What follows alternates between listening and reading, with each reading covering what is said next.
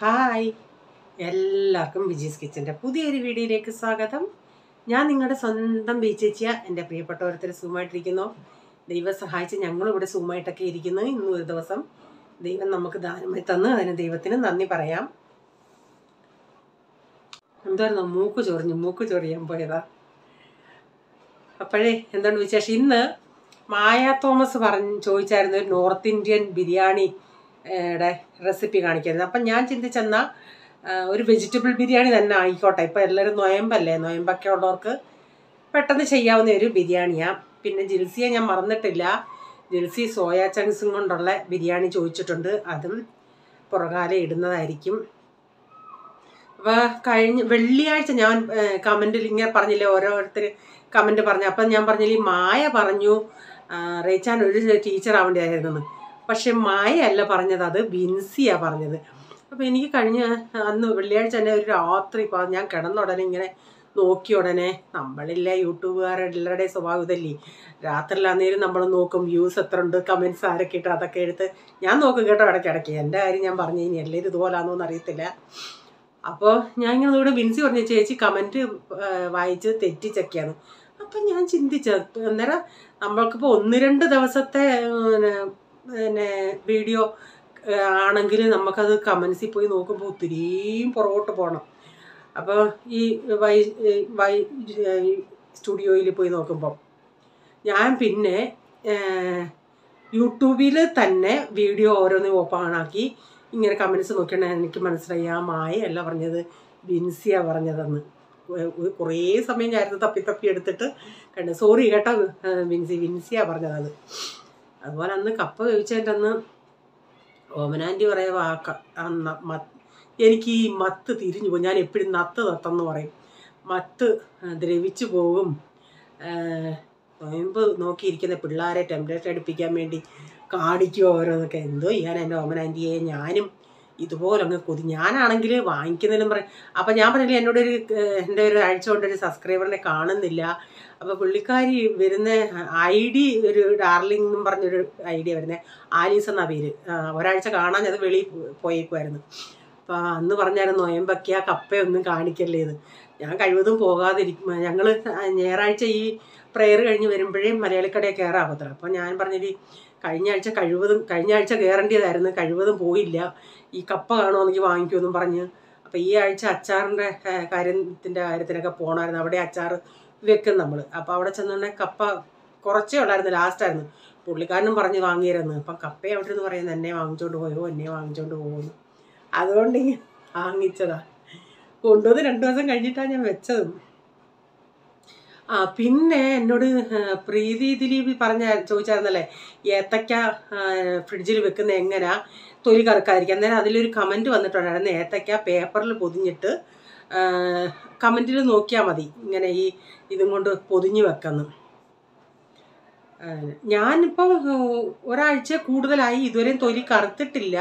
ഞാനില്ലേ നമുക്ക് ഈ ഞങ്ങൾക്ക് ഇവിടെയൊക്കെ ഈ കടകളിൽ നിന്നില്ലേ അരിയൊക്കെ തരുന്ന ഒരു വലിയ കട്ടിയുള്ള പ്ലാസ്റ്റിക് ഉണ്ട്, അതിൻ്റെ അകത്ത് കെട്ടിയാണ് ഞാൻ വെക്കുന്നത്. ഏതൊക്കെ ഒരു 1-2 കിലോ ഉണ്ടെങ്കിൽ അത്രയും കാണുമല്ലേ. അങ്ങനെ പിന്നെ എന്തെങ്ങാണ്ട് പറയണമെന്നും പറഞ്ഞ് വന്നതാണല്ലേ.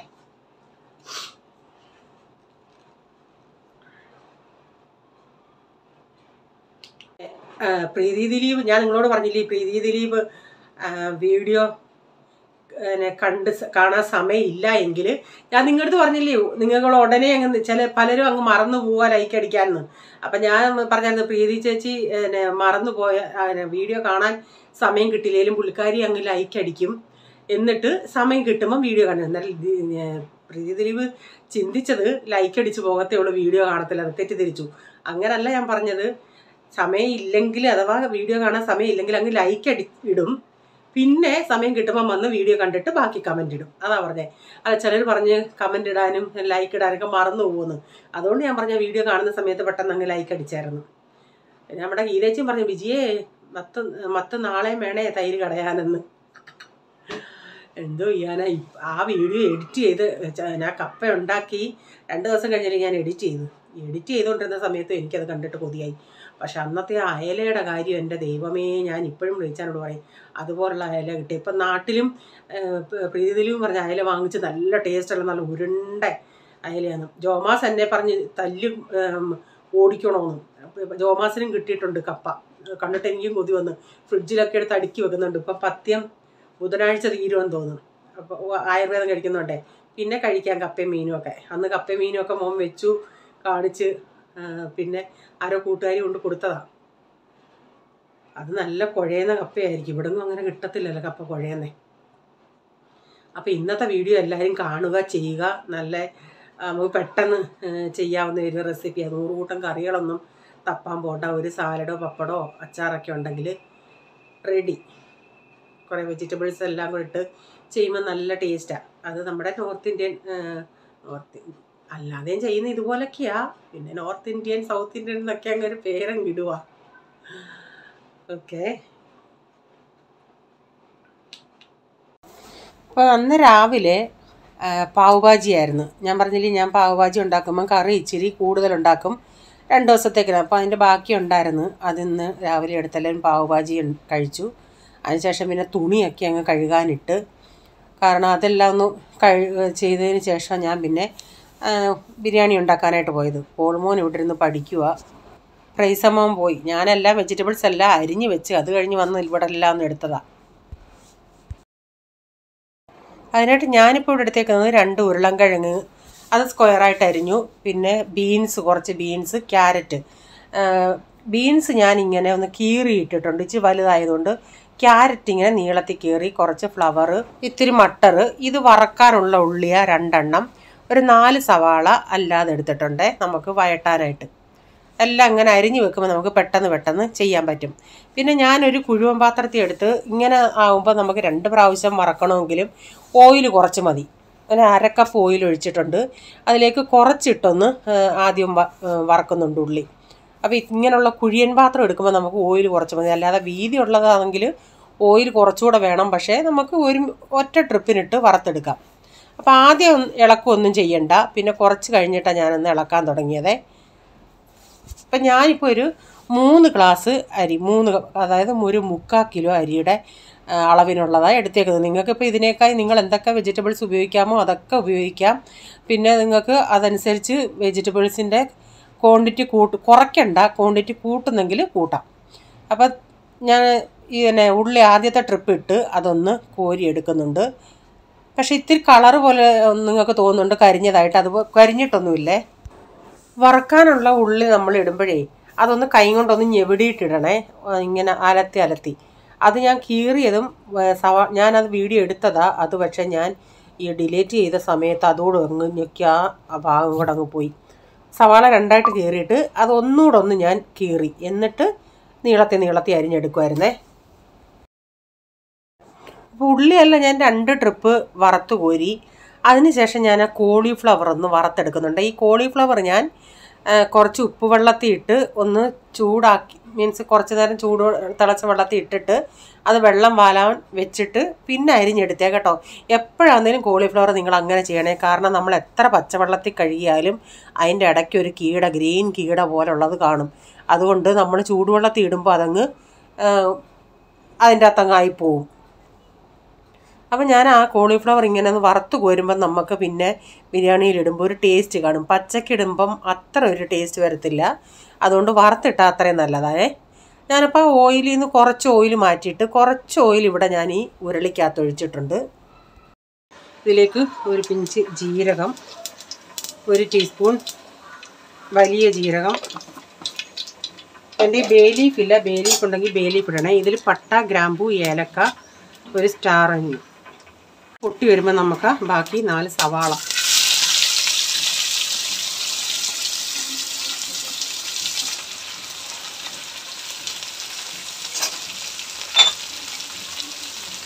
കുറച്ച് ഉപ്പിട്ടൊന്ന് വഴറ്റിയെടുക്കാം.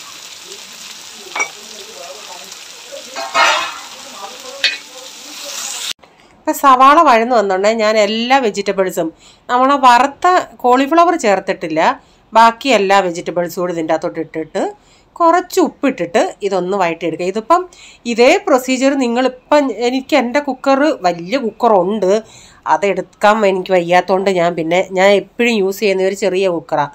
അതിൻ്റെ അകത്ത് 2 ഗ്ലാസ് അരി ഉള്ളും, പക്ഷേ 3 ഗ്ലാസ് അരി കൊള്ളത്തില്ല. അതുകൊണ്ട് ഞാനിങ്ങനെ ഈ ഉരുളിക്കകത്ത് ഇങ്ങനെ ചെയ്തതാണ്. ഇപ്പം നിങ്ങൾ കുക്കറിലാണെങ്കിൽ ഇതുപോലെ കുക്കർ ചെയ്തിട്ട് ഇങ്ങനെ ഇട്ട് ഒത്തിരി നേരം വഴറ്റേണ്ടി ഒന്നും ആവശ്യമില്ല കേട്ടോ. കുക്കറിൽ ഒരു വിസിലടിക്കുന്നതിന് അങ്ങ് വേവുമല്ല. ഇതിപ്പം ഉരുളിക്കകത്തായതുകൊണ്ട് ഞാൻ ഇത്തിരി ഒന്ന് വേവട്ടെന്നും പറഞ്ഞ് ഒന്ന് ഉരുളങ്ങനെയൊക്കെ വേവാനായിട്ട് ചെയ്തതാണ്. ഇതിലേക്ക് ഞാനൊരു 2 ടീസ്പൂൺ ഇഞ്ചി വെളുത്തുള്ളി പേസ്റ്റ് കൂടെ ചേർത്തിട്ടുണ്ട്. അതുകൂടെ ചേർത്തിട്ട് കുറച്ച് നേരം ഒന്ന് ഇളക്കിയിട്ട് ഞാനൊന്ന് അടച്ചു കൊടുക്കുന്നുണ്ട് കുറച്ച് നേരമേ. ഇപ്പം ഞാൻ ഇതിലേക്ക് ഒരു 2 ടൊമാറ്റോ ഞാൻ നീളത്തിലരിഞ്ഞത്. അപ്പോൾ വലിയ ടൊമാറ്റോ ആണെങ്കിൽ അങ്ങനെ സൈഡൊക്കെ അരിഞ്ഞ് ചെറിയ പീസായിട്ടല്ല, സൈഡ് പോലെ അങ്ങ് നീളത്തിൽ തന്നെ അരിയണേ. എന്നിട്ട് ഇതിലേക്ക് ഒരു ഇച്ചിരി മഞ്ഞൾപ്പൊടി ഇട്ട് കൊടുക്കുന്നുണ്ട് ഞാൻ ആ കഷ്ണങ്ങൾക്കൊക്കെ ഒരു ഇച്ചിരി മഞ്ഞ കളർ കിട്ടാൻ. അപ്പോൾ ഞാൻ ഇത്തിരിച്ച് ഉപ്പ് ഇട്ടത് കൊണ്ട് ഞാനിപ്പം ടൊമാറ്റോയ്ക്കകത്തോട് ഇടുന്നില്ല. കുറേശ്ശെ ഉപ്പാകുമ്പം അവസാനം കഴിക്കാൻ പറ്റാതായാലോ എന്നും പറഞ്ഞ് വേണമെങ്കിൽ ഒരു ഇച്ചിരി, കാരണം ഉപ്പിടുമ്പോഴേ ഈ ടൊമാറ്റോയിൽ നിന്ന് വെള്ളം ഇറങ്ങുന്നത്. ഞാൻ എന്നിട്ടിത് വീണ്ടും അടച്ചു കൊടുത്തിട്ടുണ്ട്. എന്നിട്ട് നമുക്ക് കുറച്ച് കഴിഞ്ഞ് തുറന്ന് നോക്കാം. അപ്പോൾ ആ ടൊമാറ്റോയിലൊക്കെ വെള്ളമൊക്കെ ഒന്ന് ഇറങ്ങി കഷ്ണങ്ങളൊക്കെ ഒന്ന് വെന്ത് വന്നിട്ടുണ്ട്. ഇതിലേക്ക് ഇനി നമ്മൾ വറുത്ത് വെച്ച കോളിഫ്ലവർ കൂടി ഇതിലോട്ട് ചേർത്ത് കൊടുക്കാം കേട്ടോ.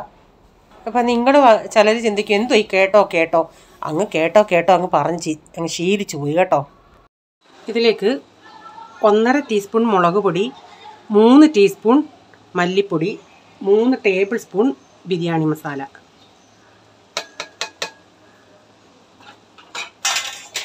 ഞാൻ ഷാഹി ബിരിയാണി മസാലയാണ് ചേർത്തത്.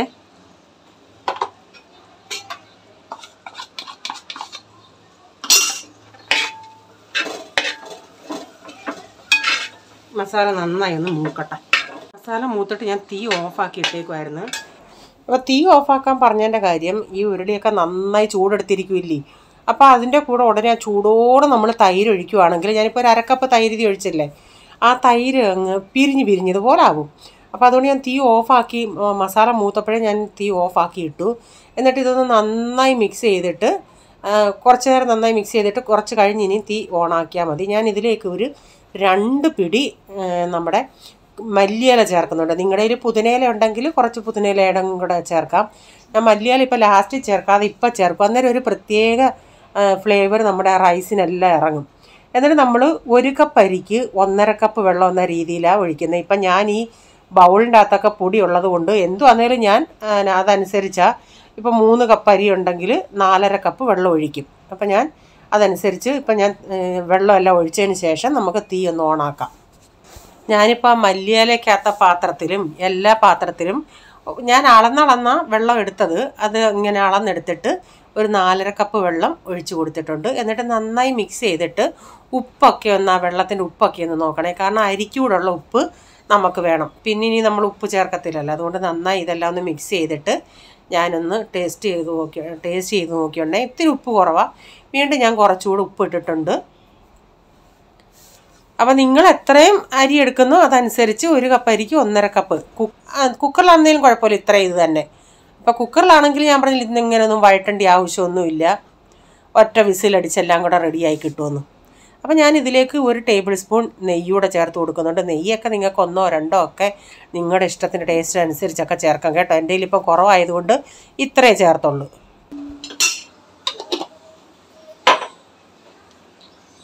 അരി ഞാൻ നന്നായി കഴുകിയിട്ട് ഒരു 20 മിനിറ്റ് അതുപോലെ വെച്ചിരുന്നു. വെള്ളത്തിൽ വെച്ച് കഴുകിയിട്ടേ ഒരു 20 മിനിറ്റ് വെള്ളം ഒക്കെ ഊറ്റിക്കളഞ്ഞിട്ട് ഇവിടെ ഇങ്ങനെ വെച്ചിരുന്നു. 20 മിനിറ്റ് വെള്ളത്തിൽ തന്നെ ഇട്ട് വെച്ചേക്കുമല്ലായിരുന്നു. ഞാൻ അരി നന്നായി കഴുകി എന്നിട്ട് വെള്ളം വാലാനായിട്ട് വെച്ചിട്ട് അങ്ങനെ 20 മിനിറ്റ് കഴുകി വാരി 20 മിനിറ്റ് വെച്ചിരുന്നു. എന്നിട്ട് ഇത് നന്നായി മിക്സ് ചെയ്ത് കൊടുത്തിട്ട് നമുക്കിതൊന്ന് അടച്ചു കൊടുക്കാം. അതൊന്ന് തിളച്ച് വരട്ടെ.